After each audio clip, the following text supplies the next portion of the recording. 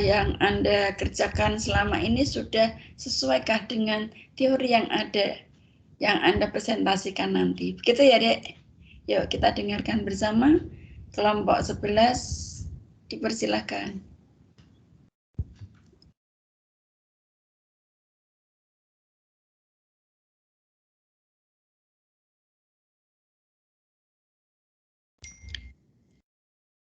Assalamualaikum warahmatullahi wabarakatuh. Selamat pagi dan salam sejahtera bagi kita semua. Yang terhormat Ibu Sri selaku dosen pengampu mata kuliah Bahasa Indonesia pada pagi hari ini dan teman-teman semua yang berbahagia. Izinkanlah saya Nurhalisa Zaratun Nabila selaku moderator dari kelompok 11 untuk memimpin jalannya presentasi pada pagi hari ini. Sebelumnya saya izin share screen terlebih dahulu.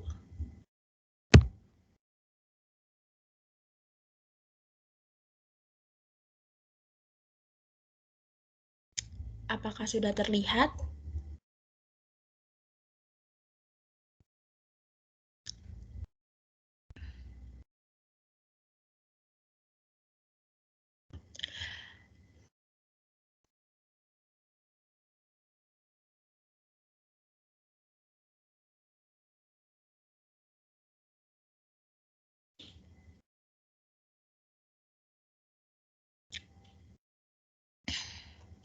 Pada kesempatan kali ini, kelompok kami akan mempresentasikan presentasi tentang presentasi ilmiah.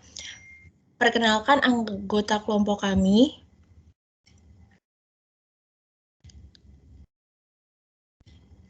Ada Anindita Shaina, Florin Sheryl, Selmi Malika, Tania Panjaitan, Nurhalisa, Hilda Marsha, dan Aina Zahlumala.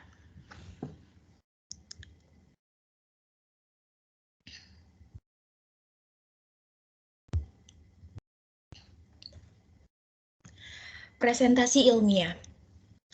Pengertian presentasi itu sendiri yaitu kegiatan di hadapan publik untuk mengomunikasikan suatu pokok bahasan yang merupakan informasi mengenai suatu gagasan atau objek.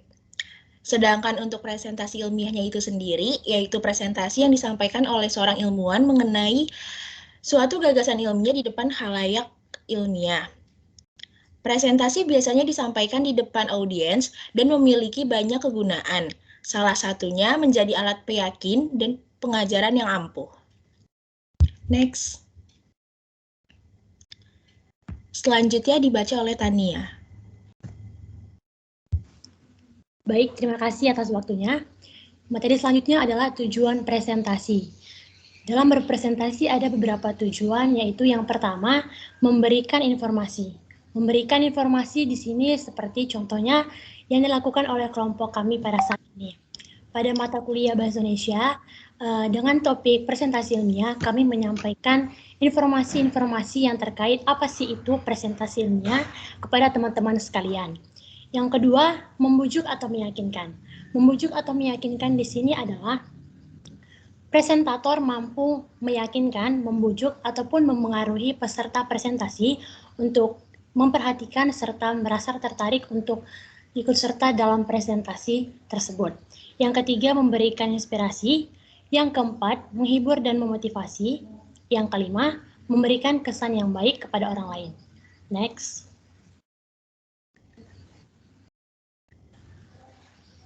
Selanjutnya, perangkat dan tata cara dalam presentasi ilmiah. Ada beberapa perangkat dan tata cara dalam presentasi ilmiah. Yang pertama adalah etika bagi para penyaji. Ada beberapa etika yang perlu diperhatikan bagi para penyaji, yaitu yang pertama, penyaji perlu memberi informasi secara memadai kepada peserta.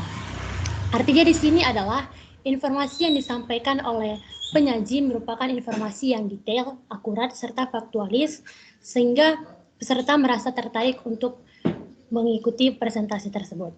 Yang kedua, penyaji memberikan bahan dalam waktu yang tersedia. Yang ketiga, penyaji menjaga perilaku agar tidak merugikan orang lain. Yang keempat, penyaji mengutamakan kejujuran. Dan yang selanjutnya adalah etika bagi peserta. Ada beberapa etika yang harus dipenuhi oleh para peserta. Yang pertama, peserta menjadi penyimak yang baik.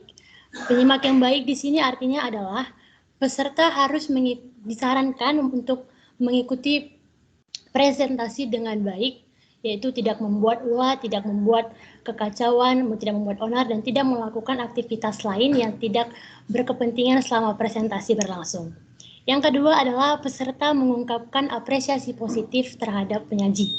Yang ketiga, peserta tidak meninggalkan forum sebelum jawaban disampaikan. Dan yang keempat adalah, jika hendak meninggalkan forum, peserta harus meminta izin terlebih dahulu kepada moderator atau penyelenggara. Yang berikutnya adalah etika bagi moderator. Etika yang perlu dipenuhi oleh moderator adalah yang pertama adil dan yang kedua itu adalah taat jadwal. Next.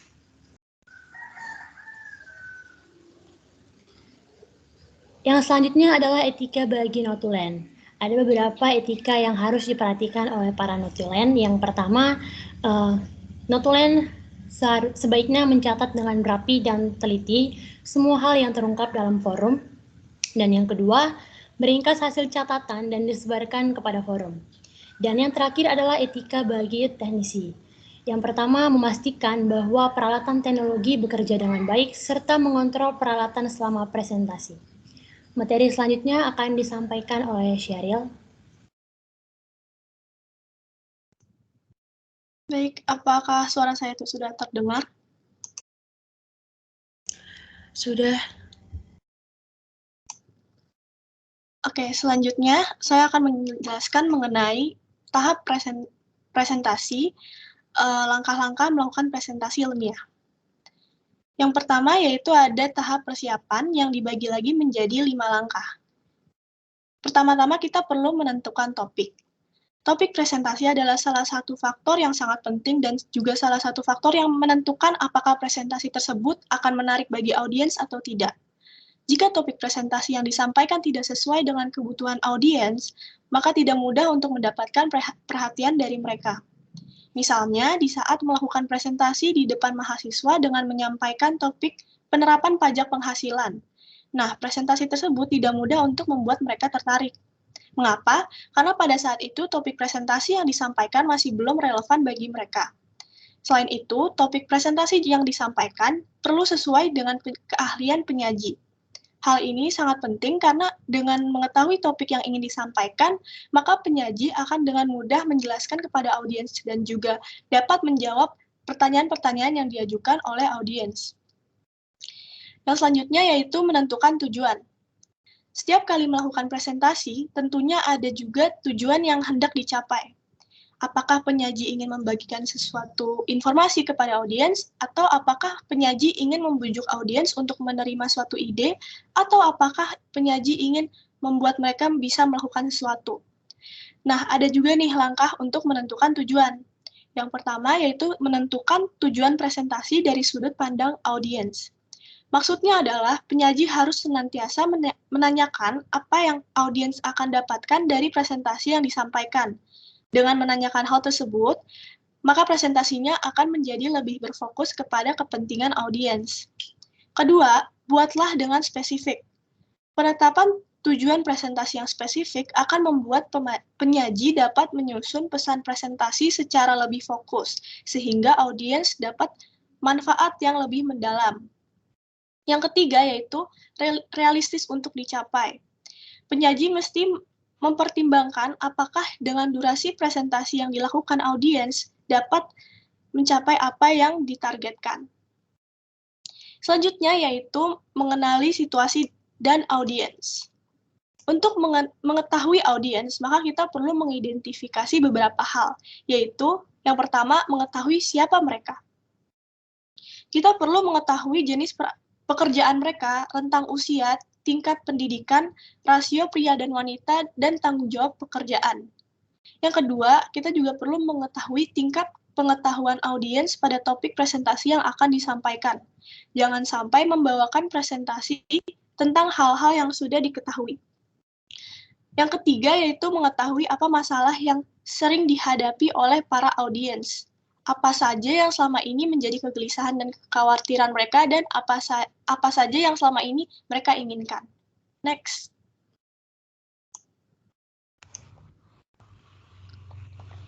Nah, selanjutnya ini ada menyusun materi. Dalam penyusunan materi perlu diperhatikan beberapa faktor, yaitu yang pertama aktualitas. Yang dimaksud adalah kemampuan mengemukakan pendapat pada hal-hal yang baru dan tidak ketinggalan zaman. Yang kedua yaitu konsepsional. Yang dimaksud adalah memberikan keluasan wawasan, jangkauan pandangan, visi ke depan, dan konsep-konsep yang bersumber pada gagasan yang segar. Dan yang ketiga yaitu faktual. Yang dimaksud adalah dengan menyajikan hal-hal yang sesungguhnya atau kebenaran, bukan merupakan fiksi semata. Yang terakhir yaitu kontekstual. Dalam hal ini, hendaknya kita memperhatikan relevansi antara tema yang dipilih dan materi yang disajikan. Selanjutnya akan dibawakan oleh Shaina. Baik, terima kasih atas waktunya.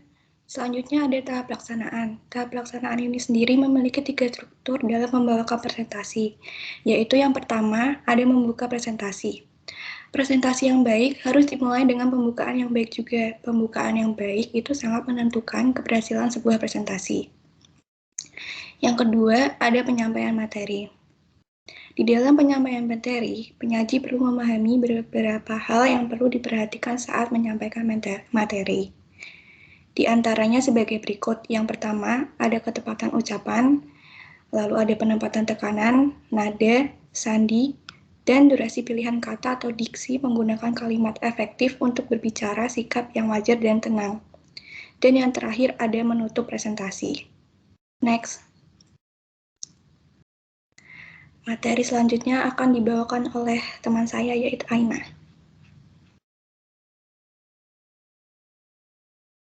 Baik, selanjutnya saya akan menjelaskan tentang tahap evaluasi. Tahap evaluasi sebaiknya harus dilakukan agar menjadi satu kebiasaan yang positif. Tahap evaluasi bertujuan untuk mengevaluasi bagian mana saja yang tidak sesuai dengan rencana, mana saja yang perlu mendapat kebaikan, dan mana saja yang perlu dipertahankan agar memberikan dampak positif untuk presentasi berikutnya.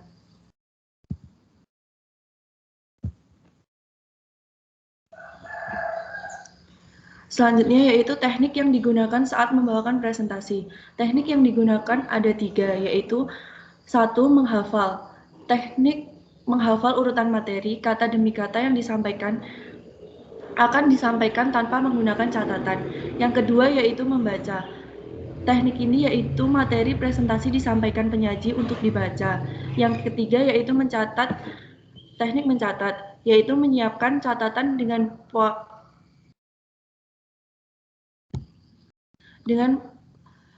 poin pikiran yang akan disampaikan dalam presentasi. Selanjutnya akan disampaikan oleh teman saya.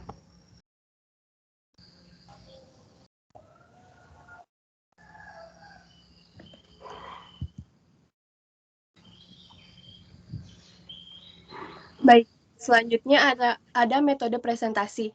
Yang pertama ada metode impromptu, yaitu presentasi tanpa persiapan, latihan, riset, dan dilakukan secara mendadak. Yang kedua ada metode menghafal, yaitu presentasi dengan menggunakan naskah yang telah dipersiapkan, kemudian dihafal kata demi kata. Yang ketiga ada metode naskah. Metode ini sering dipakai dalam pidato resmi atau pidato radio. Metode naskah ini masih bersifat agak kaku kecuali banyak latihan, karena mata pembicara selalu ditunjukkan pada naskah dan intonasi monoton.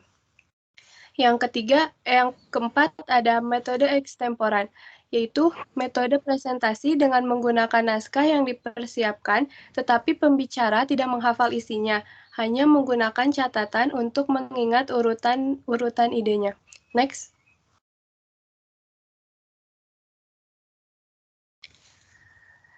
Lalu ada kiat-kiat presentasi.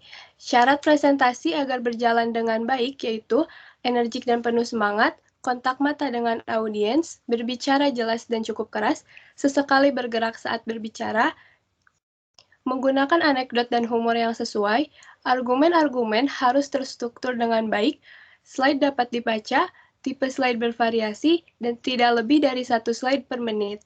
Variasi teknologi lain seperti video. Dan yang terakhir yaitu selesai tepat waktu dan sediakan waktu untuk tanya jawab. Baik, materi selanjutnya akan dibawakan oleh Hilda.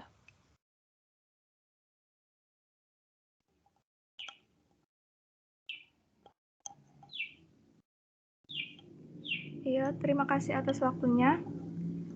Dalam menyajikan presentasi ilmiah, seseorang pembicara atau penyaji perlu banyak memperhatikan faktor agar penyampaian materi dapat tersampaikan dengan baik dan tidak sekedar berupa pemindahan informasi belaka atau hanya terjadi pertukaran informasi yang aktual, melainkan juga bagaimana bersikap menjadi seorang komunikator yang memiliki sikap dapat memikat perhatian orang yang diajak berkomunikasi.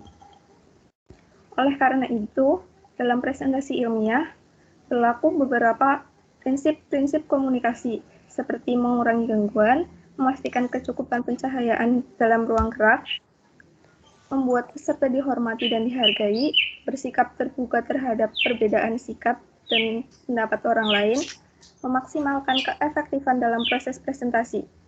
Dan ada pula hal-hal yang perlu diperhatikan penyaji ketika presentasi, yaitu yang pertama, simak pertanyaan peserta.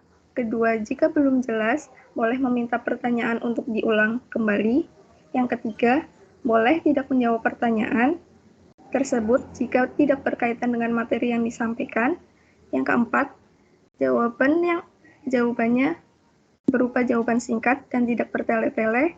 Yang kelima, untuk mengefisiensikan waktu presentasi, boleh menjawab pertanyaan yang sama sekaligus.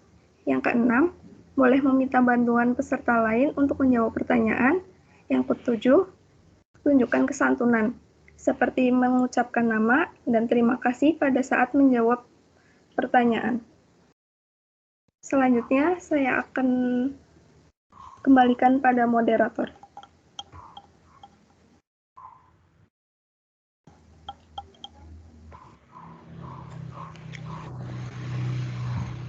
Demikian presentasi yang dapat kami sampaikan. Selanjutnya kita ada sesi tanya jawab. Kami membuka 5 pertanyaan untuk 1 termin. Bagi teman-teman yang ingin bertanya, dipersilakan untuk raise hand.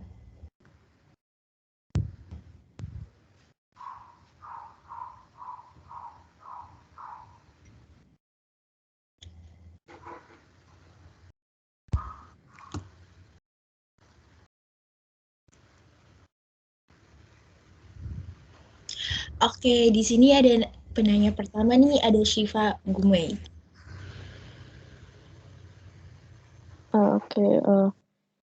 Baik, terima kasih untuk kelompok berapa? Kelompok 11 ya.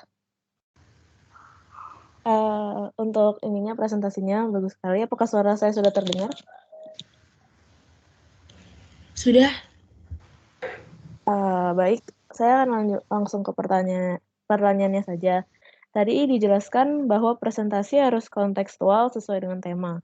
Jika penyaji dengan tidak sengaja memberikan materi yang tidak sesuai dengan konteksnya, apakah moderator atau audiens lainnya itu diperbolehkan untuk menyela penyaji?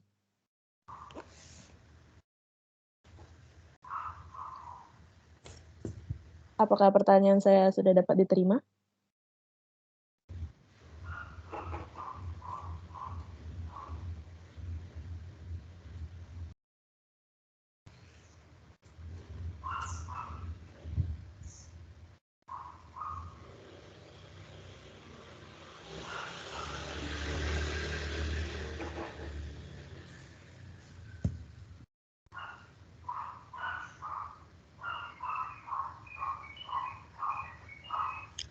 Gimana notulen, apa penanya dapat diterima?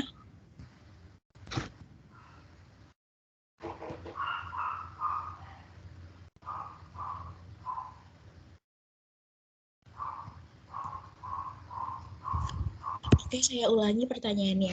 Jika penyaji tidak sengaja memberikan materi yang tidak sesuai dengan konteks, apakah moderator atau audien boleh untuk menyela penyaji? Iya, seperti itu. Oke, terima kasih Syifa. Baik, selanjutnya kita ada penanya kedua. Di sini ada Nemat.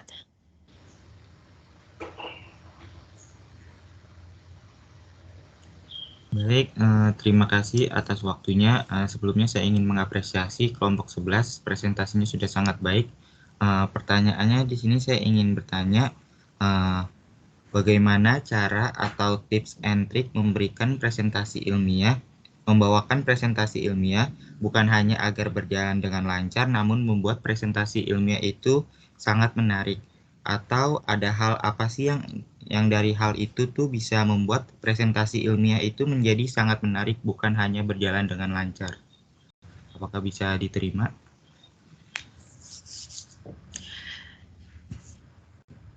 Baik, terima kasih Nemat.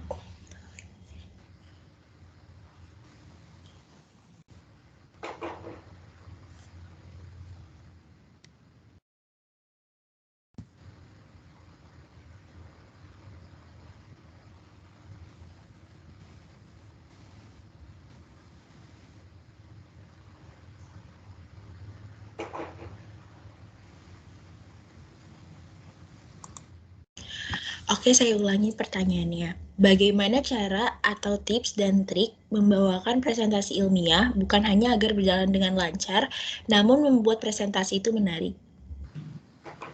Iya, betul kayak gitu. Terima kasih. Oke, terima kasih Nemat. Selanjutnya di sini ada Sharon. Oke, suara saya sudah bisa didengar belum? Oh, sudah. Baik, sebelumnya perkenalkan saya Sharon dari kelompok 7 dan saya ingin mengapresiasi presentasi kelompok 11 yang sudah berjalan dengan baik. Dan di sini saya akan menyampaikan pertanyaan saya, yaitu jika ada suatu pertanyaan dari audiens yang memiliki level kesulitan yang mungkin tinggi, namun masih berkaitan dengan tema, dan pada keadaan tersebut pemateri merasa kesulitan menjawabnya. Bagaimana cara menanggapi hal tersebut supaya pemateri tidak terkesan kurang memahami pertanyaan dari audiens tersebut?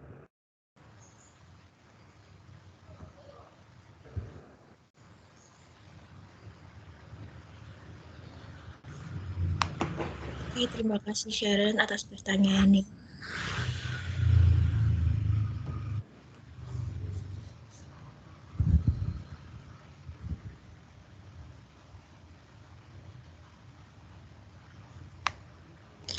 Oke, baik, saya akan ulangi pertanyaannya. Jika suatu pertanyaan dari audiens yang memiliki level yang tinggi, namun dalam keadaan tersebut pemateri kesulitan untuk menjawab, bagaimana cara menghadapinya?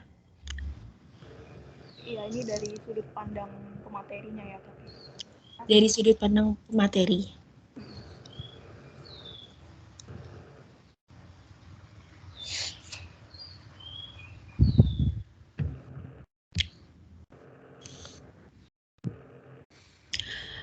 Oke, terima kasih Sharon atas pertanyaannya. Selanjutnya di sini kita ada penanya keempat, yaitu Syafius. Baik, terima kasih atas waktu yang diberikan. Apresiasi yang setinggi-tingginya buat kelompok 11 atas penyampaian materi. Di sini saya izin bertanya, tadi kan sudah dijelaskan mengenai metode-metode presentasi gitu ya. Ada metode impromptu, ada yang menghafal dan lain sebagainya. Nah, pertanyaan saya, kira-kira dari masing-masing metode tersebut, apa sih kelebihan dan kekurangan dari metode tersebut ketika kita gunakan untuk berpresentasi begitu?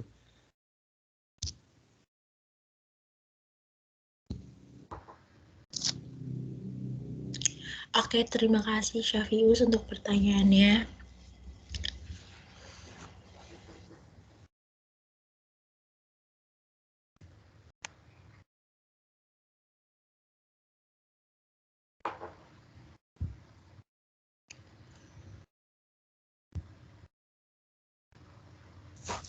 Oh, baik, saya akan ulangi pertanyaannya. Dari masing-masing metode presentasi, apakah kekurangan dan kelebihan dari masing-masing metode? Iya, kurang lebih seperti itu. Oke, terima kasih Syafius. Selanjutnya di sini kita punya penanya terakhir nih, ada Priscilla Carlot. Ya, sebelumnya terima kasih atas kesempatan yang telah diberikan. Ingin mengapresiasi juga kepada kelompok 11 yang telah memberikan presentasi dengan sangat baik. Jadi pertanyaan saya itu terkait presentasi ilmiah itu sendiri. Bahwa disampaikan presentasi ilmiah itu berkutat dengan objek ilmiah memang disampaikan kepada audiens mengikuti kaidah dan struktur tertentu. Nah, pertanyaan saya, apabila yang disampaikan itu suatu karya ilmiah, gitu kan, yang memang masih dikembangkan oleh sang penyaji gitu kepada kira-kira dalam penyampaian itu ada perbedaan nggak sih, baik itu dari segi struktur, kemudian dalam penyampaiannya yang membedakan antara presentasi ilmiah dan presentasi pada umumnya.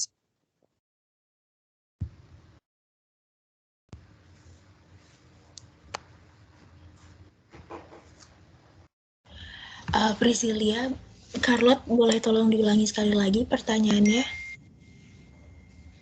Ya, oke. Jadi apa yang membedakan presentasi ilmiah yang memang menyampaikan suatu karya ilmiah dengan presentasi lain gitu, atau presentasi pada umumnya?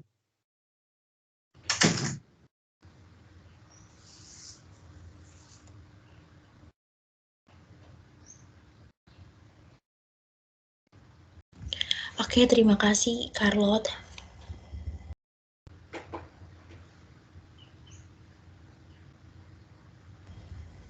Baik, saya ulangi pertanyaannya. Apa yang membedakan presentasi ilmiah yang menyampaikan karya ilmiah dengan presentasi pada umumnya?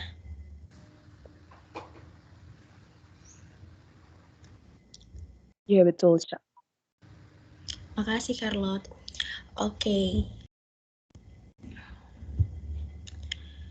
Nah, sambil menunggu kelompok kami mendiskusikan jawabannya, kami ada sedikit games nih. Kali ini saya akan memanggil teman saya, Aina, untuk menemani saya. Ya, halo Lisa. Hai Aina, gimana nih presentasi kelompok kami? Aduh, pada semangat banget ya ini buat nanya-nanya semuanya. Oke, buat link kuisnya aku share di chat ya.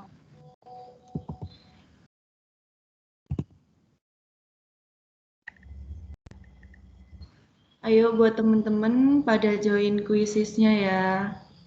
Teman-teman, kita ramein nih kuisis kali ini.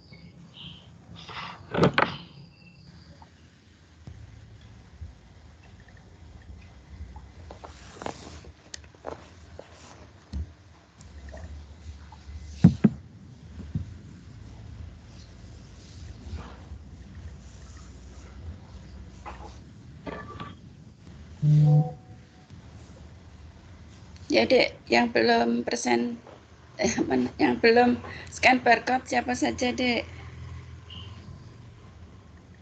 Halo. Masih adakah yang belum scan? Saya, Ibu. Adik. Saudara Sair. Sair ada tidak? Sair David.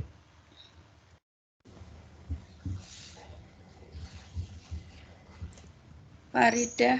Enggak ada ya. Tadi. Izin masuk Ibu, saudara Sair tadi udah resign, mungkin ada kendala. Saudara Sair kenapa, Dek? Mungkin saudara Sairnya nggak bisa ini Bu, mic tadi raise hand. Oh iya. Ya sudah. Terus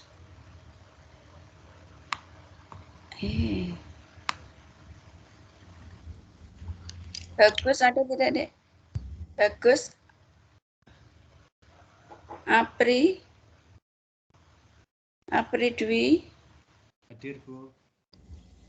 Bagus.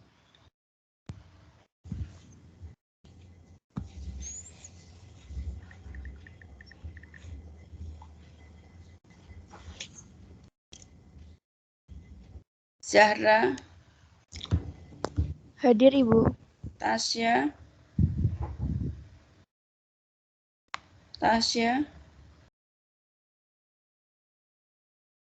Tasha, Stefania,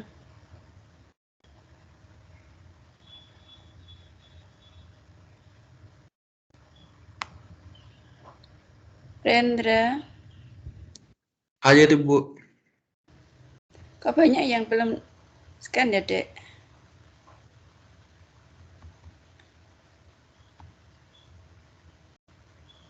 Faris, Delia, Faris. Bu, Delia sudah. Delia tadi sudah melapak di grup, Bu. Tapi sekarang lagi jelek jaringannya. Oh ya. Jadi keluar masuk. Terus Faris. Faris hadir, Bu.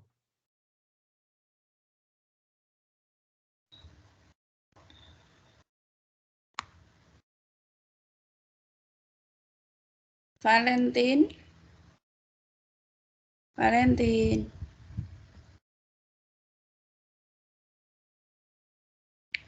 Nirna ada tidak? Apa ini karena mendung ya, Dek?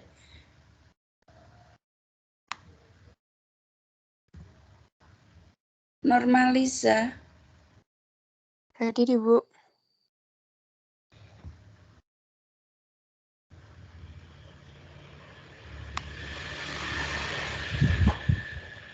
Si banyak yang belum ya.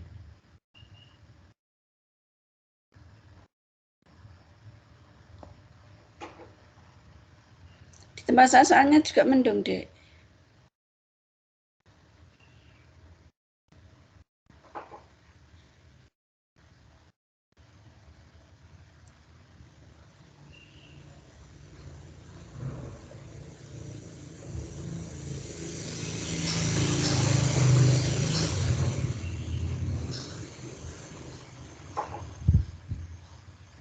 Oke, kita tunggu sampai jam 7.50 ya, guys. Ayo semuanya yang belum join nih. Kuisnya berhadiah loh. Iya, kuisnya nih ada hadiahnya. Jadi nanti pasti rugi nih yang nggak join. Bener banget nih. Lumayan kan bisa buat beli seblak duitnya. Bener banget. Di sini udah ada 28 orang yang udah join. Nih langsung nih nambah nih gara-gara dikasih tahu ada hadiahnya. Iya, kalau ada hadiahnya pasti semuanya pada semangat nggak sih? Iya dong, pastinya. Ayo 2 menit lagi nih guys. Buruan yang belum join, sayang loh duitnya. Iya, bisa buat beli seblak. Pokoknya bisa buat makan seharian deh kalau di Semarang. Pede.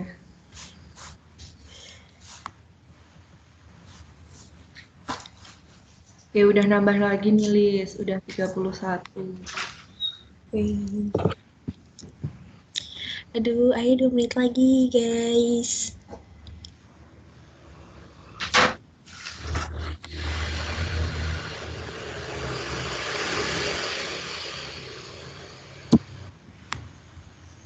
Oh ya udah 33 nih Aina. 1 menit lagi nih waktunya. Ayo guys, join. Apa jangan-jangan pada tidur kali Aina? Iya, apa udah pada ngantuk semua nih? Ya udah lelah kali ya. Padahal masih pagi banget ya ini, Lis. Mungkin karena masih pagi, masih dingin, cuacanya mendung.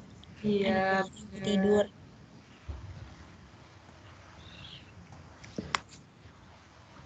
Ayo guys, 1 menit terakhir nih.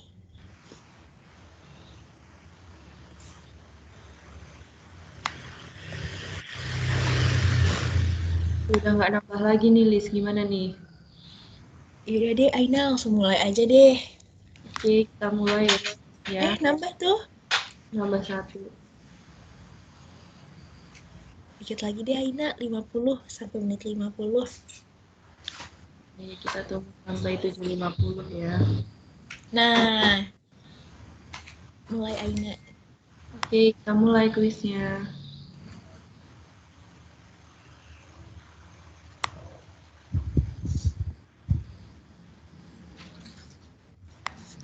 Berapa banyak nafas yang diambil tubuh setiap harinya? Aduh, kira-kira berapa nih, Lis? Berapa ya? Hari. Aduh, aku nggak napas nih. Aduh. Kalau yang salah kebangetan ini. Dulu pas Ya, SMP. masa nggak nafas sehari ya? Iya.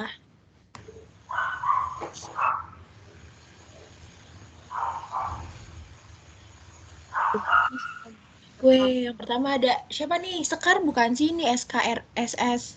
Kayaknya. Oke, selanjutnya apa sih teknik yang digunakan saat membawakan presentasi? Tadi kalau dengerin materi pasti tahu nggak sih ini? Parah banget nih yang nggak dengerin nih pasti salah. Padahal kan gampang banget ini. Iya.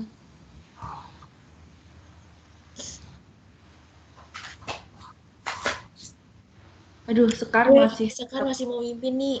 Ada nih yang kedua nih. Aigidia.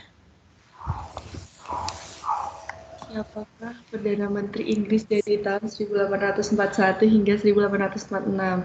Lisa tahu nggak sih ini siapa? Aduh, aku nggak tahu. Aku belum lahir deh tahun segitu. Aduh. Siapa nih yang bikin pertanyaannya? Emang kelompok 11 pertanyaannya.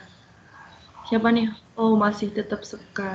Udah disusul sama Fauza Akbar sama Zafira. Aduh, salah. Aduh. Ih, jawabannya banyak yang salah, Lis. Iya lah, pada belum lahir ini. Iya, makanya. Oke, kita lanjut ya.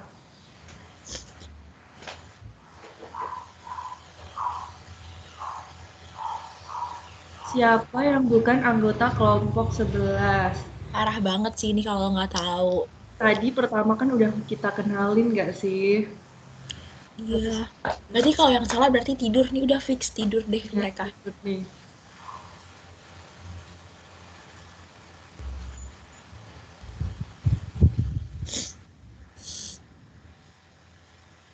Siapa nih? Masih tetap nggak? Enggak, Zafira yang. Zafira sama Aigidia. Aduh, banyak yang salah. Parah nih, siapa nih yang jawab Lisa? Wah, parah banget. Aku aja moderator. Atau beneran tidur kali ya, Lis? Ya tahu nih, emang parah. Apa nama perusahaan teknologi terbesar di Korea Selatan? Parah nih yang nggak tahu nih. Kan sudah pasti banyak lah yang tahu. Iya, bener. Oh, Yaya nih yang memimpin nih. Mantap. Masih ada yang salah juga. Berarti kurang nih nonton drakornya.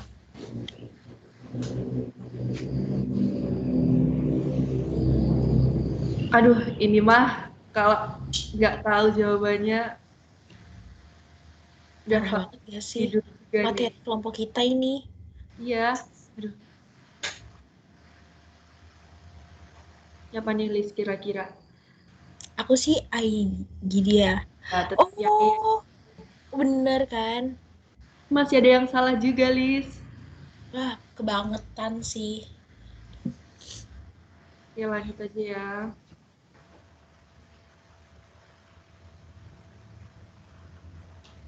Di mana pusat keuangan Amerika Serikat? Aduh, aku juga nggak tahu nih. Aku juga nggak tahu nih. Kira-kira di mana ya? Aku nggak pinter banget ya, Mak, soal-soal gini. Iya. Waktunya cepet banget nih juga. Iya. Wih. Iya, tetap saya nih. Aduh, banyak banget yang salah. Di sini kan bukan keuangan, guys. Iya nih, lanjut ya.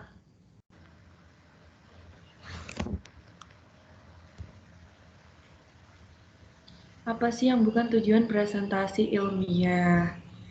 Apa ya kira-kira? Aduh, yang perhatiin tahu pastinya.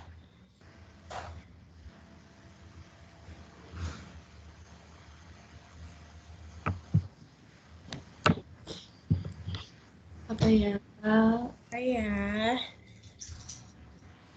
Kira-kira tetap Yaya nggak nih yang di posisi Kataku sih ya.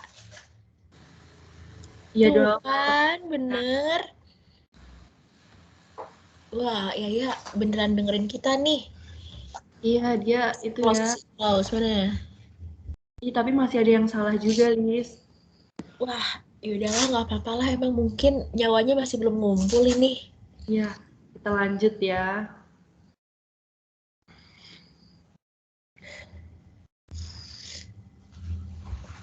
Ledakan bintang di galaksi.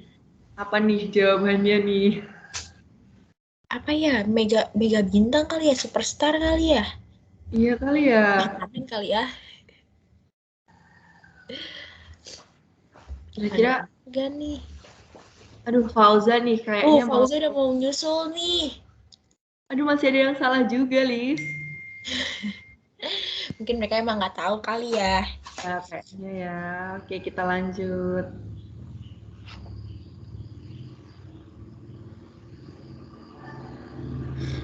Siapa nama panjang Lisa? Parah sih yang nggak tahu. Aduh, aku nutupin dulu ya namanya kali ya. Iya, tutupin dulu kali aja. Nanti ada yang nyontek, Lis. Siapa nih? Siapa nih? Ih, jawabannya. Yang bener cuma satu, Lis. Kan di sini kita nanyanya nama panjang ya, bukan nama lengkap. Iya bener, nama panjang guys, bukan nama lengkap. Ini juga nih yang 14 nih, parah banget. Coba, yang belakang kamu itu berapa yang bener jawabannya, Ina? Yang bener cuma satu. Bukan, yang lengkap aku, nama lengkap aku beneran. Halo deh. Ini jawabannya kapan nih pertanyaannya? Halo. Ini masih dicari sama kelompok kami. Iya, kalau gini menghabiskan waktu, Dek. Oh iya, Ibu. Sebentar. Untuk kelompok 11 gimana? Udah. Ya, kelompok 11 gimana? Udah dapet? Kita selesaiin dulu aja kali ya ini. Sebentar.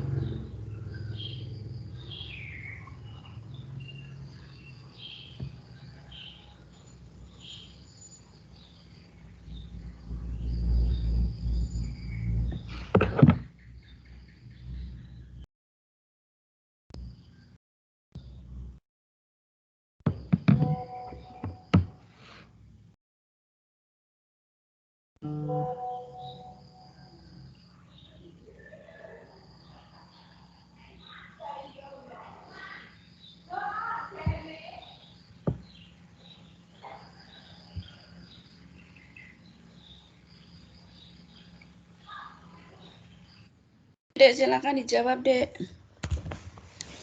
Oke, Selmi bisa share screen.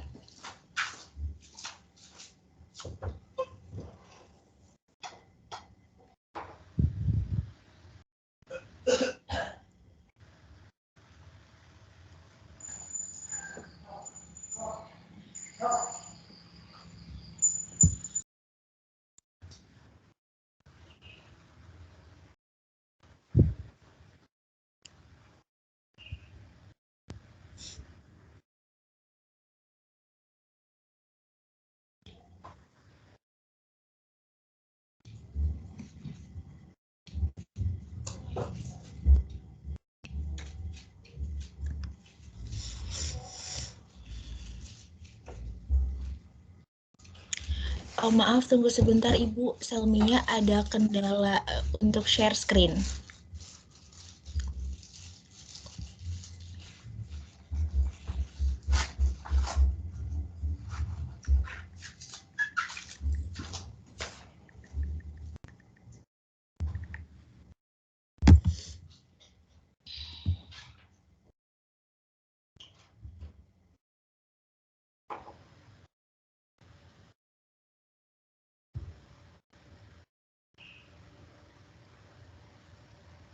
Gimana Selmi? Udah bisa share screen?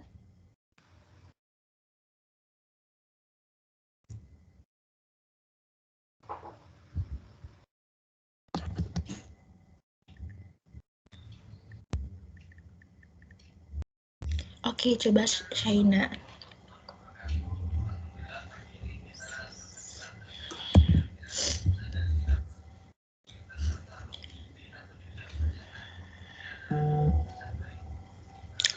Oh, udah kelihatan ini, udah.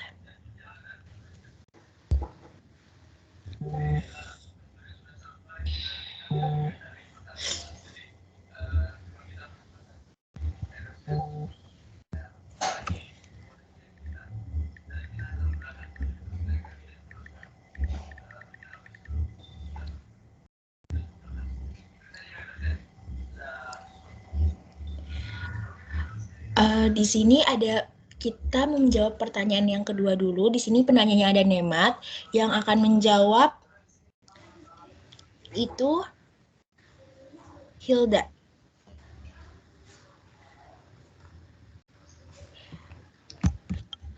Halo, apakah suara saya sudah terdengar? Sudah Hilda. Oke. Di sini saya akan menjawab pertanyaan dari Nemat. Bagaimana cara atau tips and trick membawakan presentasi ilmiah bukan hanya agar berjalan dengan lancar, namun membuat presentasi itu terlihat menarik. Yang pertama, mulai pembukaan presentasi dengan menarik dan memukau. Kedua, meminimalkan jumlah slide. Yang ketiga, menjadikan teks terlihat sederhana. Yang keempat, memilih latar belakang slide tepat, halus, konsisten, dan dengan kontes warna. 5. Periksa ejaan dan tata bahasa. Yang keenam, menyampaikan materi dengan singkat dan jelas. Yang ketujuh, bersikap santai dan rileks saat membawakan presentasi tersebut. Yang ke-8, kenali audiens. Yang ke-9, bersikap profesional.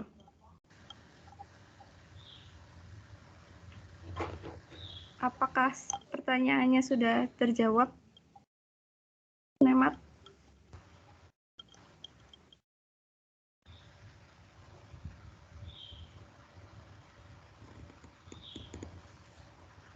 Menurut saya sudah menjawab. Terima kasih. Baik, Oke, terima kasih Nemat. Terima kasih Hilda. Baik. Selanjutnya kita jawabnya siapa lagi nih?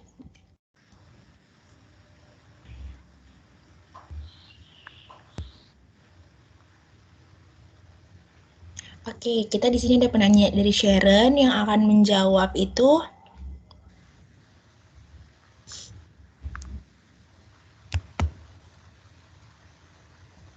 Sheryl.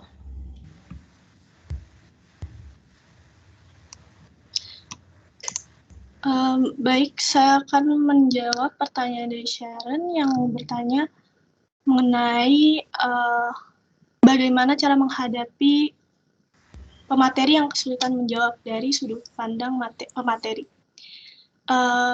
Sebenarnya ada beberapa langkah, cuma ada langkah pertama yaitu kita bisa memparafrasekan pertanyaan menggunakan cara mengungkapkan kembali pertanyaan sebelum menjawab.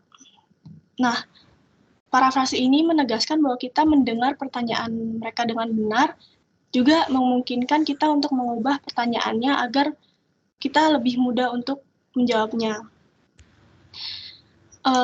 Untuk yang kedua yaitu kita dapat memberikan alasan yang sah untuk tidak menjawab pertanyaan secara langsung dengan menyalahkan ketidakmampuan kita untuk menanggapi pertanyaan tersebut karena kurangnya informasi yang dimiliki tentang topik tersebut. Nah, selanjutnya itu juga ada kita menjelaskan prinsip di balik jawaban yang memungkinkan memenuhi kewajiban untuk menanggapi pertanyaan tanpa mengungkapkan informasi yang tidak ingin dibagikan. Apakah sudah menjawab, Sharon? Baik, terima kasih untuk jawabannya, Sheryl.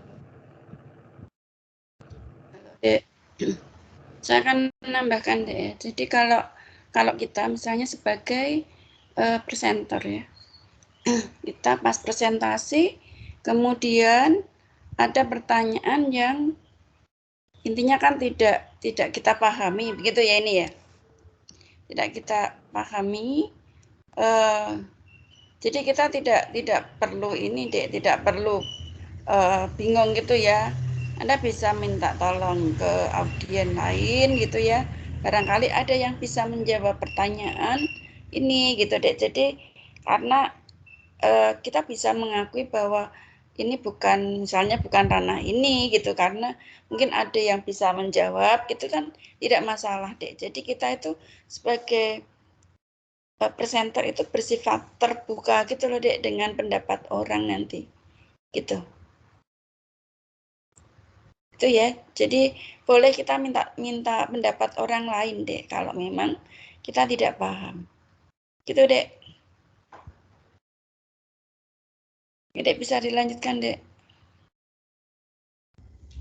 Oke, selanjutnya kita ke penanya Syafius. Di sini yang akan menjawab itu ada Tania.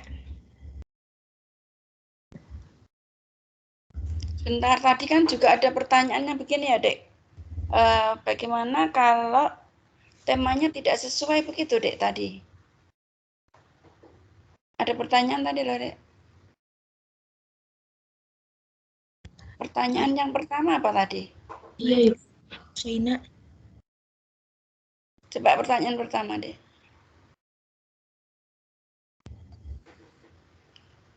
Jika penyaji tidak sengaja memberikan materi yang tidak sesuai dengan tidak sengaja ini. Jika penyaji tidak sengaja memberikan materi yang tidak sesuai dengan konteks.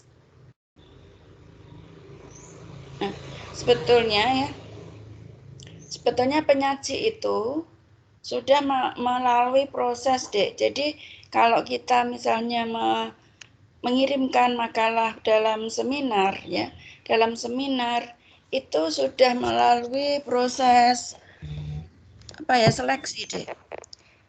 Jadi tidak, misalnya temanya X gitu ya dek. Nah kalau tidak sesuai dengan tema itu biasanya juga tidak masuk gitu loh dek. Karena jadi misalnya begini dek, ada seminar ya. Ada seminar topiknya A gitu. Nah, makalah saya kok tidak sesuai dengan itu. Nah, harus kita hubungkan dek. Kita hubungkan dengan topik itu gitu loh dek. Entah itu ada beberapa paragraf yang menjelaskan tentang itu gitu loh dek, tentang topik itu gitu. Jadi contoh dek, beberapa minggu yang lalu itu kan saya ikut seminar, Dek. Temanya itu virus corona, Dek.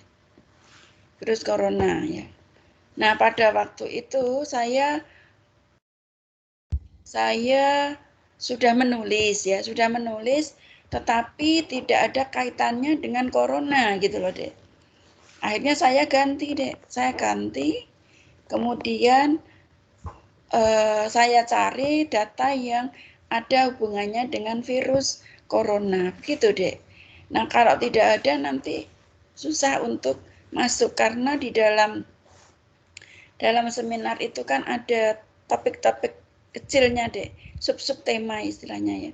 Sub-sub tema di mana kita bisa ini, Dek, bisa masuk di situ, gitu. Apakah hubungannya dengan kesehatan ataukah lingkungan atau apa ya kemarin itu, atau yang lain, gitu loh.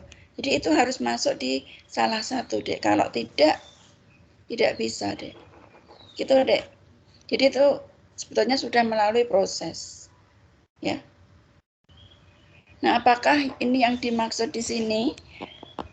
Penyaji tidak sengaja memberikan materi yang tidak sesuai dengan konteks. Maksudnya konteks ini konteks apa? Mungkin bisa dijelaskan penanya, Dek, konteks apa, Dek?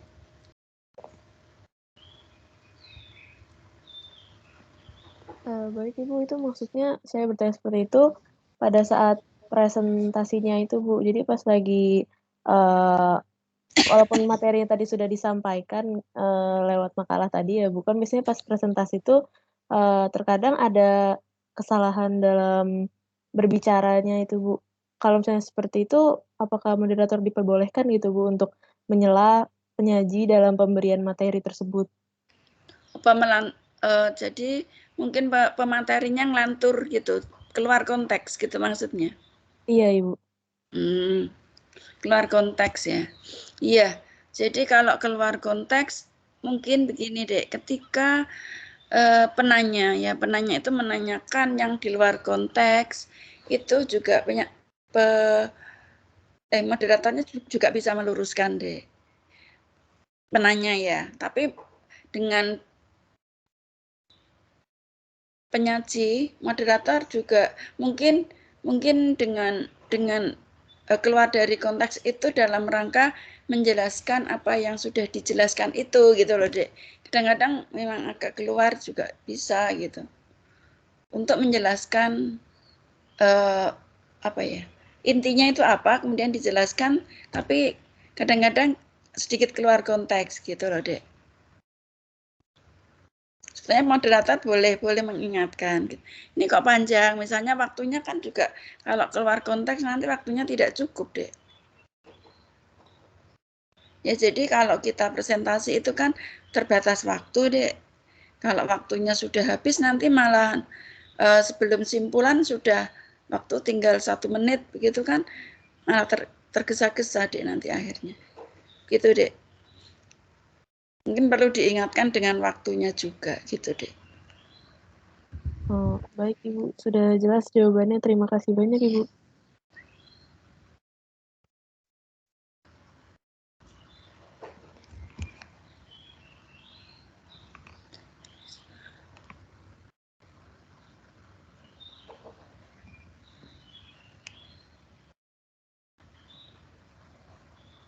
Oke, kita bisa lanjut ke pertanyaannya Syafius tadi.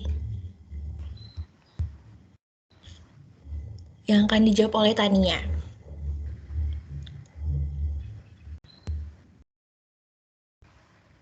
Dek, ini kok tulisannya jadi tidak bisa dibaca dengan baik, toh, Dek.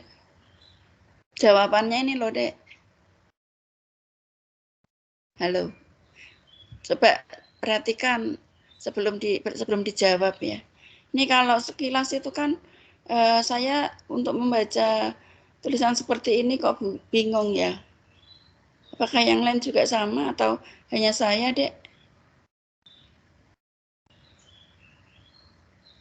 Halo, Lisa? Saudara Lisa? Iya, Ibu. Apakah Anda bisa mudah memahami dengan model itu tadi? Kurang bisa dibaca, Ibu. Kurang bisa dibaca, Dek.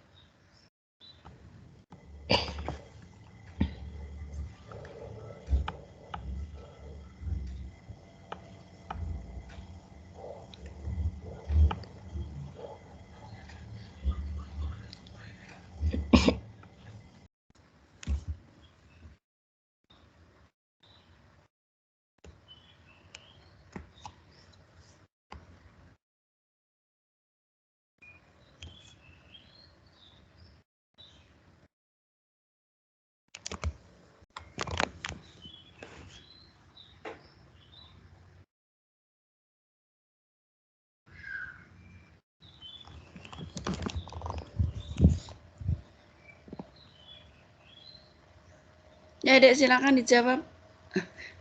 Ngetiknya nanti ini, memperbaikinya nanti.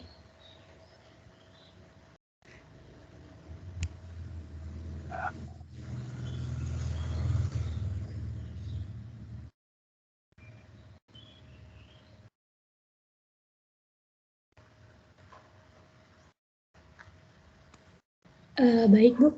Saya akan menjawab pertanyaan dari Syafius. Pertanyaannya adalah, dari masing-masing metode presentasi, apa saja kekurangan dan kelebihan dari masing-masing metode tersebut? Untuk metode yang pertama, yaitu yang menggunakan teks, kekurangannya yaitu yang pertama, tidak mendapat perhatian dari pendengar. Yang kedua, tidak bebas mengekspresikan kata. Yang ketiga, menciptakan suasana yang kurang efektif dalam berpresentasi. Yang keempat, membosankan. Yang kelima, suara monoton dan terlihat kaku. Adapun kelebihannya yaitu yang pertama, lancar dan mudah dalam menyampaikan inti atau maksud presentasi. Yang kedua, dapat mempersiapkan presentasi dengan sangat matang. Yang ketiga, lengkap, sistematis, tidak ada yang terlupakan. Dan yang keempat, dengan mudah menguasai topik pembicaraan presentasi dengan hafalan. Lalu yang kedua adalah menggunakan metode hafalan. Kekurangannya yaitu yang pertama, bisa di next slide gak?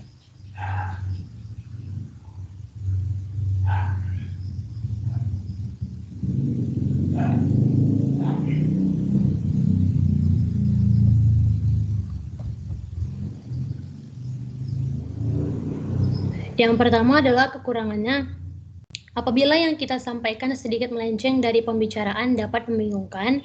Yang kedua, apabila tidak dapat mengingat dengan pasti isi presentasi akan terlihat kaku.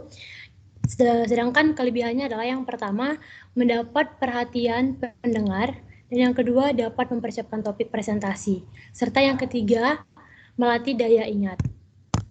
Dan metode yang ketiga adalah metode impromptu.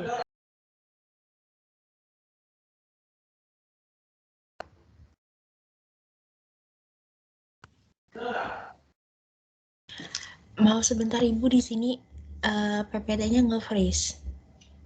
Oh iya. Nggak usah pakai PPT, Dek, nyebabnya, Dek. Baik, Bu, saya lanjutkan ya, Bu. Yang ketiga, menggunakan metode impromptu. Adapun kekurangannya yaitu yang pertama, tidak dapat menyiapkan topik presentasi dengan matang. Yang kedua, persiapan mendadak untuk menyusun presentasi dengan benar. Yang ketiga, menyebabkan isi presentasi yang melenceng dari tema. Yang keempat, canggung ketika membawakan presentasi. Dan yang kelima adalah tidak bisa menguasai tempat dan para pendengar. Sedangkan kelebihan yang dimiliki oleh metode impromptu adalah yang pertama, dapat mengekspresikan kata dalam membawakan presentasi serta bebas memilih topik bahasan. Yang selanjutnya adalah metode extemporer. Beberapa kekurangan dari metode extemporer yaitu yang pertama, haruslah pintar-pintar dalam menyusun kata. Sedangkan kelebihan yang dimiliki oleh metode extemporer yaitu yang pertama, materi yang diungkapkan secara sistematis dan lengkap. Yang kedua, dapat mengekspresikan kata. Yang ketiga, mendapat perhatian dari pendengar. Yang keempat, menciptakan suasana yang efektif. Serta yang kelima, terlihat lancar dalam membawakan presentasi. Apakah Saudara Syafius jawabannya sudah dapat diterima? Oke, baik. Berarti kesimpulannya dalam kita menentukan metode apa yang kita gunakan itu metode itu masing-masing punya kelebihan dan kekurangannya gitu. Nanti kita mau pakai yang mana itu tergantung dari kenyamanan si pembicara begitu ya artinya. Ya, benar sekali. Oke, baik. Mungkin sudah sangat jelas. Terima kasih atas jawabannya. Terima kasih juga Saudara Syafius.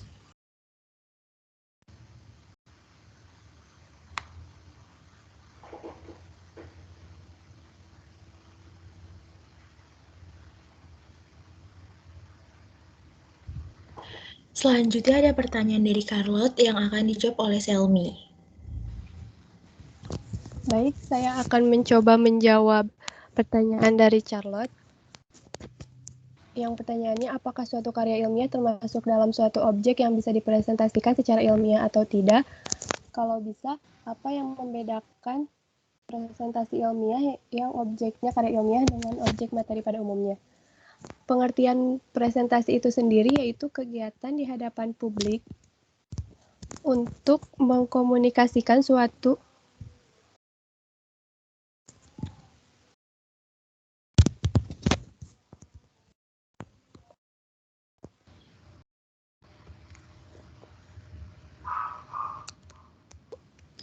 Bisa dilanjut, Selmi? Oke, mohon maaf. Pengertian presentasi itu sendiri yaitu kegiatan di hadapan publik untuk mengkomunikasikan suatu pokok bahasan yang merupakan informasi mengenai suatu gagasan atau objek. Sedangkan untuk presentasi ilmiahnya itu sendiri, yaitu presentasi yang disampaikan oleh seorang ilmuwan mengenai suatu gagasan ilmiah di depan halayak ilmiah. Nah, presentasi ini biasanya disampaikan di depan audiens dan memiliki berbagai kegunaan, salah satunya menjadi alat peyakin dan pengajaran yang ampuh. Bagaimana Charlotte, apakah pertanyaannya sudah terjawab?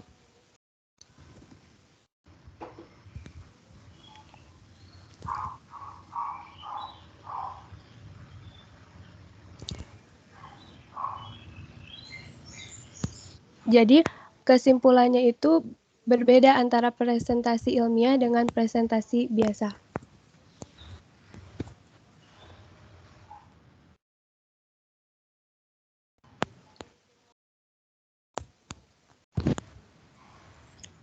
Gimana Charlotte? Apakah pertanyaannya sudah menjawab? Halo Dek, presentasi ilmiah itu kan menyampaikan gagasan ilmiah. Jadi, kan ada presentasi biasa, misalnya presentasi di depan ini Dek, orang yang presentasi kan bisa tujuannya itu bisa bermacam-macam Dek, bisa menginformasikan ya, bisa menghibur, bisa meyakinkan ya. Kalau kita misalnya mau menyuruh orang menolong atau membantu ya Dek, membantu korban bencana alam. Nah, kita presentasi. Itu kan presentasinya bukan presentasi ilmiah kan Dek. Jadi kita presentasi kemudian meyakinkan bahwa di sana ada bencana, kemudian tujuannya itu mempersuasi ya. Jadi bagaimana mengajak orang untuk bergerak gitu ya Dek, bergerak menolong orang yang kena bencana gitu. Itu kan juga presentasi ya. Bisa juga kita presentasi di depan orang yang sedang mengalami musibah biar mereka senang gitu loh Dek, memotivasi ya. Memotivasi agar mereka itu menjadi apa ya? Tidak sedih gitu lah Dek. Intinya kalau kita presentasi di depan orang untuk menghibur itu ya. Tujuannya untuk menghibur Dek. Ada yang untuk mengajak, untuk menghibur, atau untuk menginformasikan sesuatu gitu Dek. Jadi kan beda Dek. Presentasi tadi di depan korban bencana alam dengan presentasi pada waktu seminar itu berbeda ya. Kalau ada waktu seminar itu presentasi ilmiah, di apa yang dipresentasikan itu biasanya ya hasil penelitian gitu Dek. Jelas belum, Dek?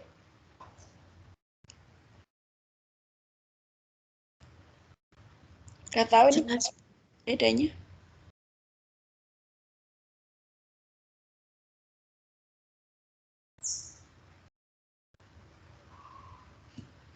Kenapa, Bu? Halo? Iya, masuk. Ya, ya dilanjutkan, Dek. Pertanyaannya masih, Dek? Halo? Sudah 5, Bu. Sudah 5. Oh iya, Ya. sudah. Ya, ya sudah ditutup saja. Oke. Demikian presentasi dari kelompok 11. Kurang lebihnya mohon maaf. Waktu dan tempat dikembalikan kepada Bu Sri. Ya, Dek. Ya, saya kadang juga bingung dengan kelas ini gitu ya. Kelas ini sebenarnya kok main game gitu ya, Dek? Apakah Anda juga di mata kuliah yang lain sama, Dek? Halo? Iya, Bu. Kebetulan yang di mata kuliah PKN kita semua pada beri kuis atau game buat selingan untuk menjawab pertanyaan. Jadi kelompoknya sebagian untuk mencari jawaban, sebagian yang lagi membantu teman-teman untuk main games gitu, Bu. Tapi hanya PPKN ya, Dek? Oh iya, Bu. Ya, makanya waktunya habis gitu loh, Dek. Maksud saya ketika kita menunggu itu lama gitu. Ya. Terus kemarin minggu yang lalu kan sudah mengoreksi hasil karya teman ya, Dek ya, kelompok lain ya, Dek. Masih ingat proposal yang dikoreksi, Dek? Sudah, Ibu. Sudah, iya. Dari yang Anda koreksi itu ya, dari apa namanya? Dari pekerjaan teman yang dikoreksi itu apakah masih banyak kesalahan?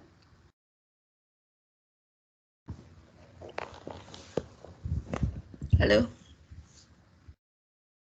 Kemarin kan proposal kegiatan ya, Dek, yang tentunya sedikit lebih mudah gitu daripada proposal penelitian.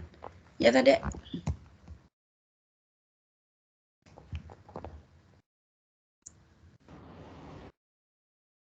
Halo?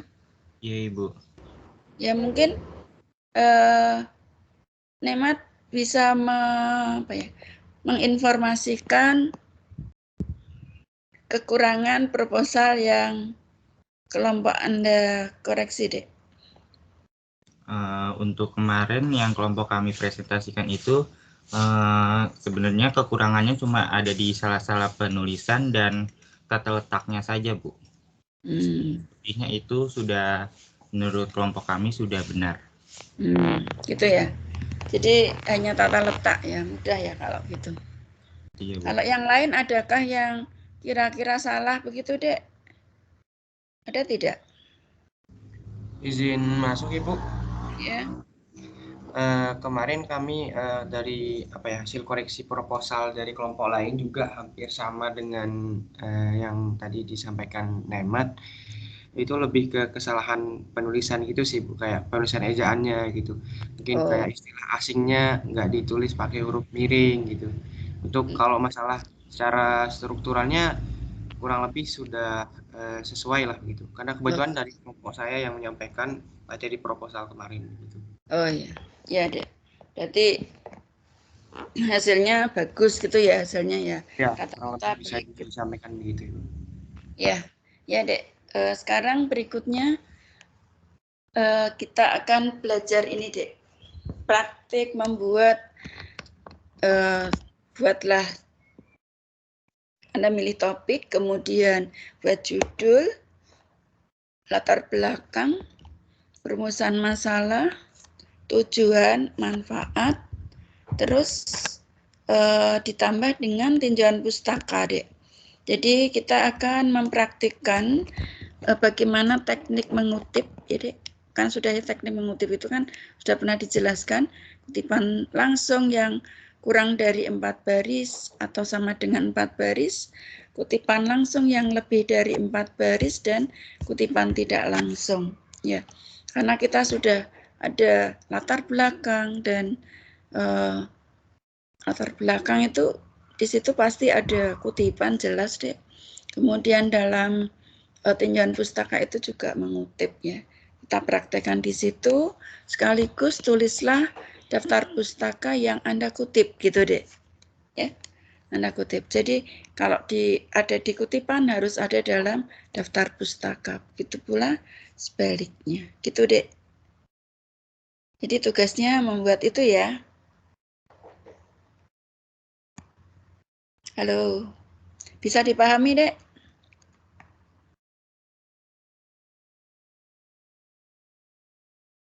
Tuh, kok enggak ada suara? Halo, suara saya bisa didengar? Terdengar, Ibu. Maaf, Ibu bisa tolong diulang tadi? Iya.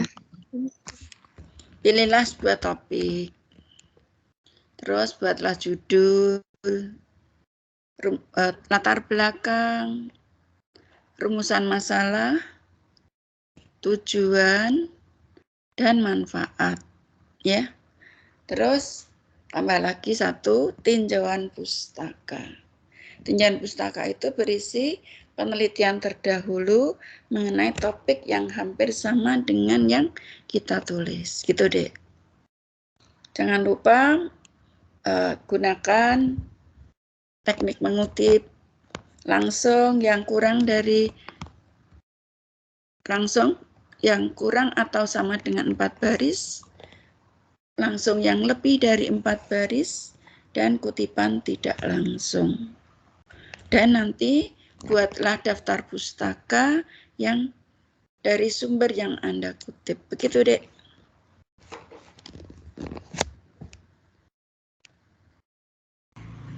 Baik, Ibu.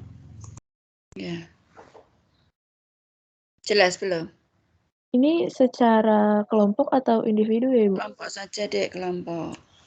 Baik, Kelompoknya tetap sesuai dengan kelompok presentasi. Gitu ya, Dek? Iya, Ibu. Iya. Adakah yang belum scan barcode?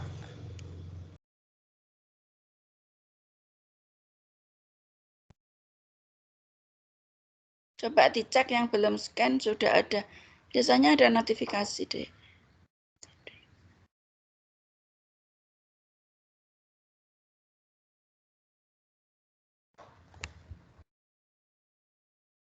Halo.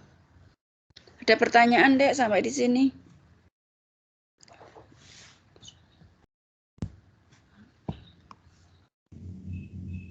Mungkin sampai sini mungkin masih belum ada pertanyaan, Ibu. Belum ya? Ya. Kalau sudah tidak ada pertanyaan, saya tutup ya. Silakan Anda melanjutkan game yang belum selesai. Belum selesai tadi gamenya tadi, Dek? Sudah belum, Dek? Oh, sudah Ibu tadi. Sudah selesai? Iya. Oh ya, sudah.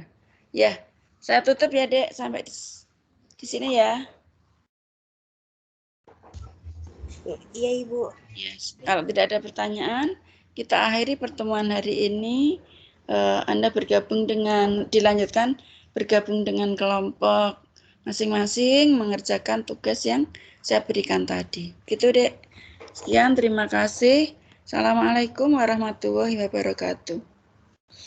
Waalaikumsalam Terima kasih, Ibu. warahmatullahi wabarakatuh. Pasti, Bu.